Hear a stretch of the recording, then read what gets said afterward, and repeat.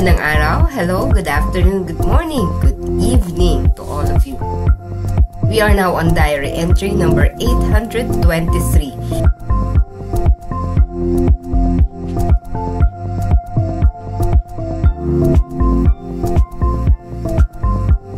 Okay, so, not a coincidence, but today is Good Shepherd Sunday.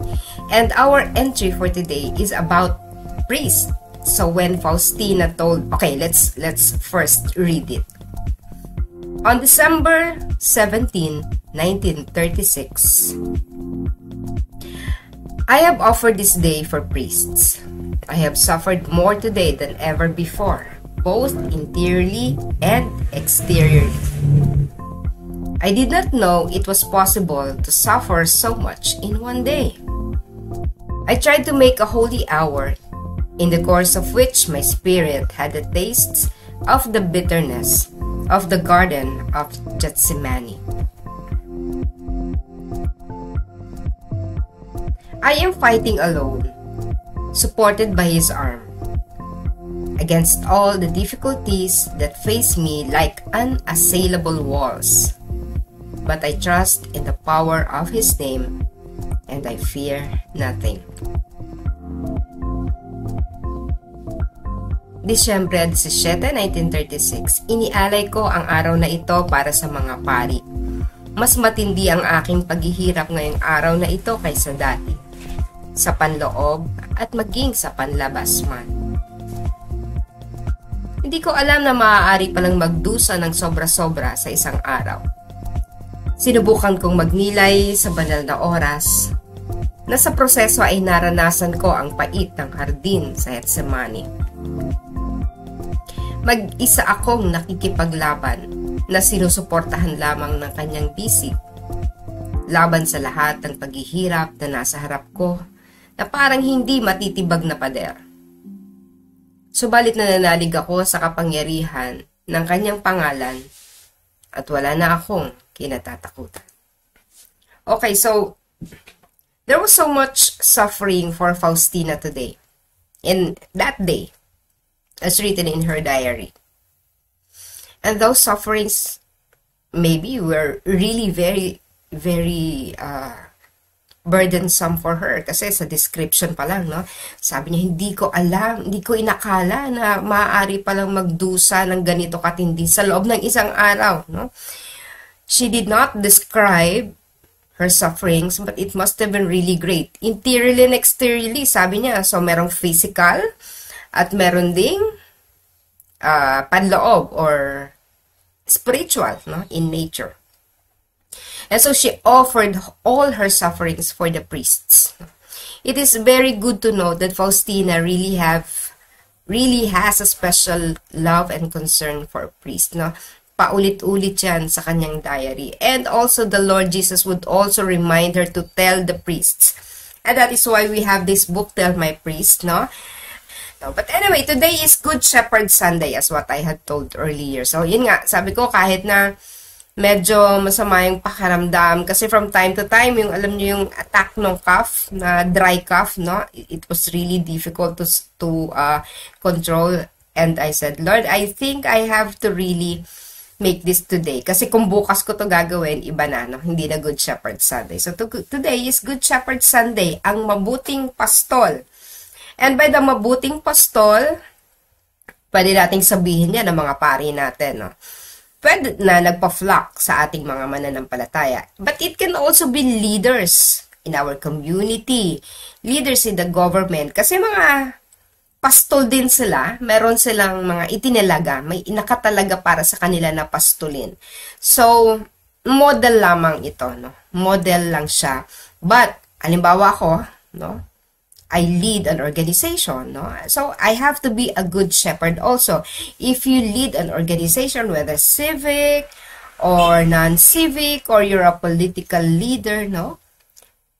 It is very good to be a model in our own organization, however small or big that organization is.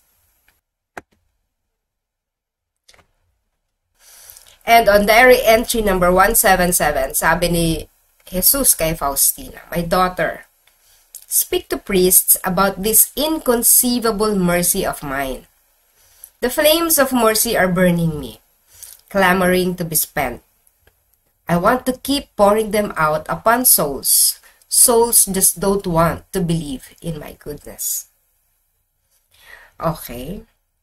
Sabi niya, aking anak, sabihin mo sa mga pare, ang aking walang hanggang awa, no? Sapagkat ito ay nagsusumiklab sa aking puso. Clamoring to be spent, no? Gustong-gusto ko na itong ibigay sa lahat. Napakarami. So, parang, it is, parang imaginein mo na meron kang, nang mayroon kang isang bagay na hawak-hawak, no? Hindi mo na kaya siyang hawakan kasi sobrang bigat na, ang dami-dami na, wala kang mapagbigyan. So, parang ganon, no? Parang ganon yung pakiramdam ni Jesus. My mercy is overflowing. Wala namang kumuha nito, no? Parang masasayang lang siya. Masasayang na it keeps on flowing pero walang sumasalok. No one is taking advantage of this mercy. Sayang na sayang. So, tapos sa buong mundo, no, who are devoted to the divine mercy. Konti lang, syempre, no, if we will take on the 8 billion people around the world. Ngayon, wag na lang dun sa buong mundo, sa buong Catholic faith. Ilan ang naniniwala or those who are in the devotion to the divine mercy, no? Targay ko mariit pa rin. And so, even in our own camp, no, mismo sa sarili nating bahay, hindi natin nasasamantala. We are not able to take advantage of this overflowing mercy na abundantly flowing from the heart of Jesus. Napakarami niyan. Ano ba mga biyaya? No? Pwede biyaya ng pagpapatawad, biyaya ng kagalingan, biyaya ng material na bagay. So, name it. It is all about grace overflowing from the heart of Jesus, and we just need to ask the Lord of this grace. Now, what is the relationship of the priest? There are two sacraments wherein priests are given the authority to dispense, no? Sa pamamagitan ng pagiging pare nila, nung sila ay naging pare, sila lang ang may ganitong authority, no, para gawin. So, the priests are really important sa pamamahagi ng awang ito na nagsusumiklab mula sa puso ng ating Panginoong Jesus. And what is the first sacrament? First is the sacrament of confession. That is the tribunal of mercy. Confession. The attention that we give to this sacrament is really very small compared to other sacraments, no? How many of us go to confession? And how regular do we do the sacrament of confession? We go to the confessional box and confess our sins. So, napakadalang. So, maaaring sumisimba ka every Sunday, but you do not go to confession every Sunday. Gano'ng kadalas is really parang, so for most Catholics, baka nga hindi pa ano yan. Baka nga not even once a year. For most, ha? And for those who regularly go to church, every Sunday, hindi rin every month, palagay ko, nangungumpisal. So, this is the least attention, the least sacrament that we give attention to.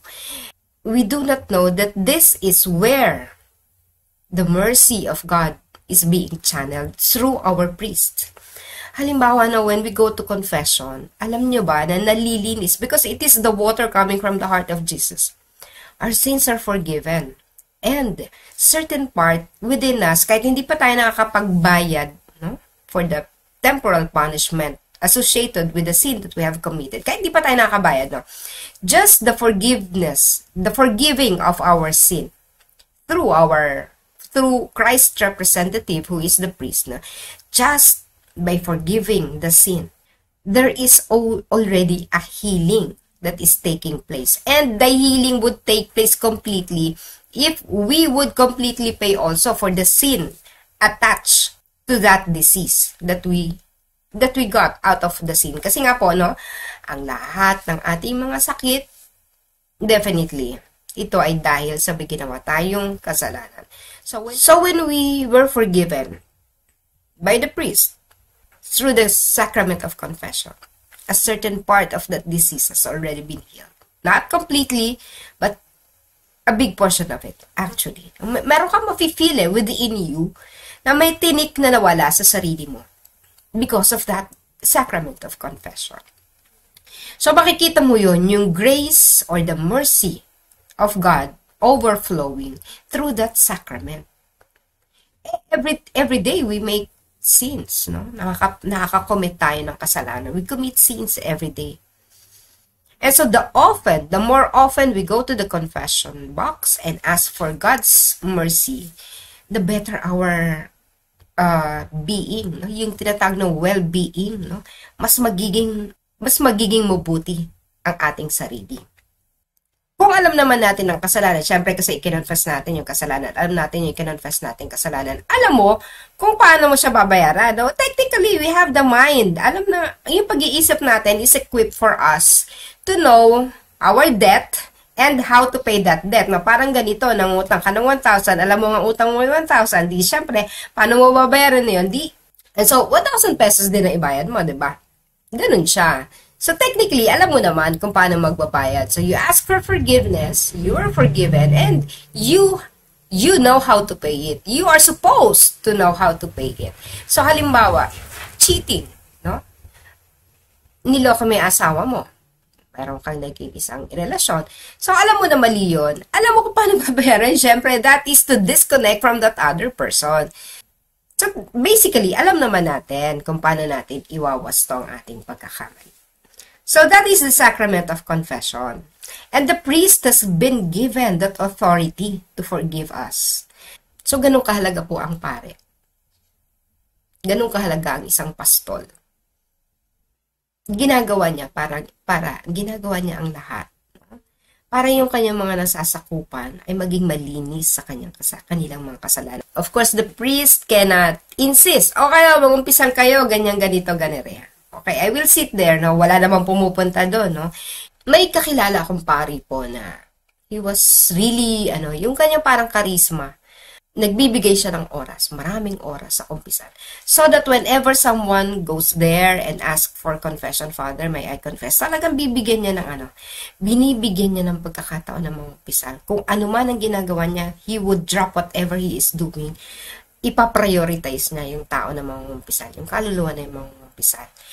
After Mass, before Mass, after Mass, nandyan siya. Talagang tumatambay siya, no? Para tumanggap ng kumpisal. And he would encourage, talagang magiging bahagi ng misa niya, sasabihin niya sa mga tao, yung value of confession. Para kasing marketing strategy rin yan. Sapagkat nakalimutan ng mga mananampalataya ang kapangyarihan ng sakramento ng confession. Because we have forgotten the value or the worth of going into confession.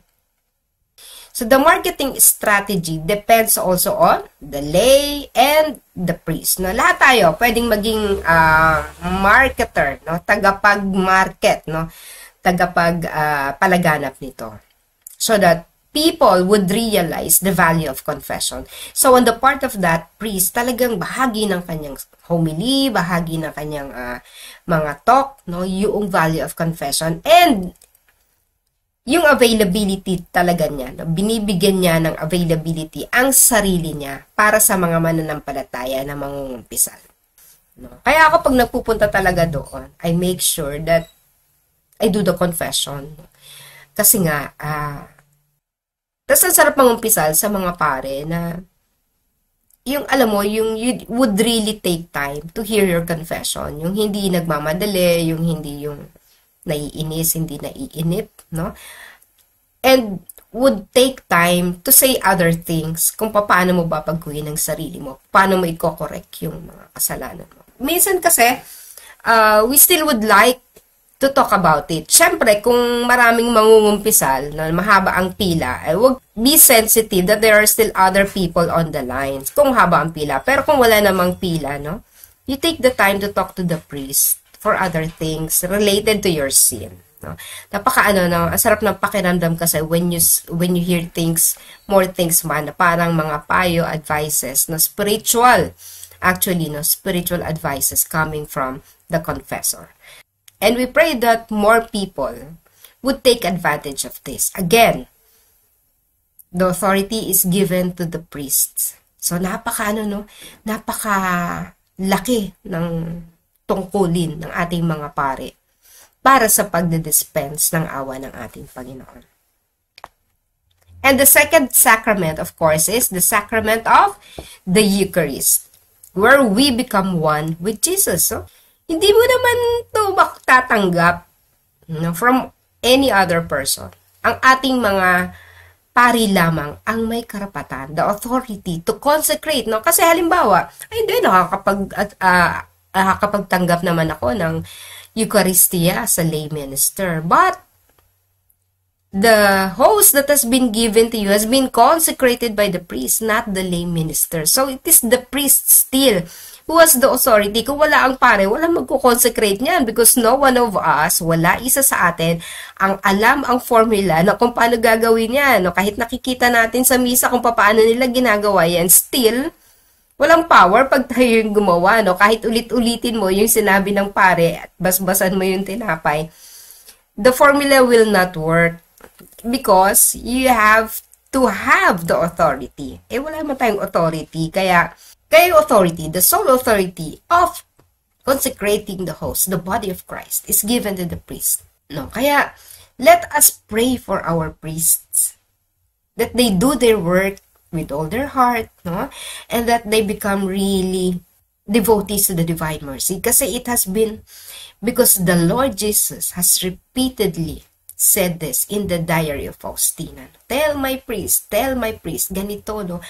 The graces coming from my heart is overflowing, my mercy is overflowing, clamoring to be used, but no one is taking that, but only few souls are taking advantage of this.